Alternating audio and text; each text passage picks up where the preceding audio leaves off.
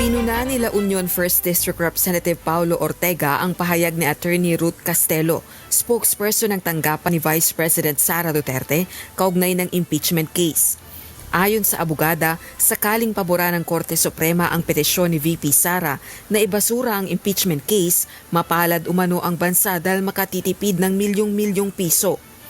If it's not, if the Supreme Court says it cannot be heard at this time, and then we'll be very lucky actually as a country, because we'll save millions and millions of people of money on the trial that is technically defective from the beginning.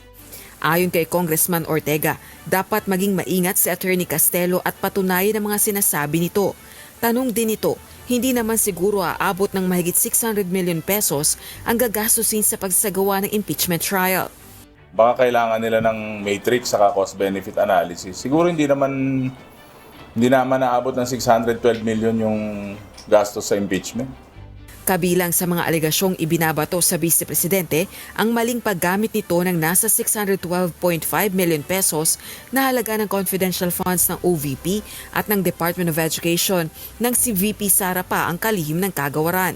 Nauna nang ipahayag ni Senate President Cheese Escudero na kulang 1 milyong piso ang inaasahang gastusin ng Senado sa impeachment trial ni VP Sara. Sa pinakahuli namang statement ni Senator Joel Villanueva, sa August 4 pa posibleng mag-reconvene ang Senate Impeachment Court. Rosa Licoz, UNTV News and Rescue. Diyos ang aming sandigan, serbisyo publiko ang aming pinahahalagahan.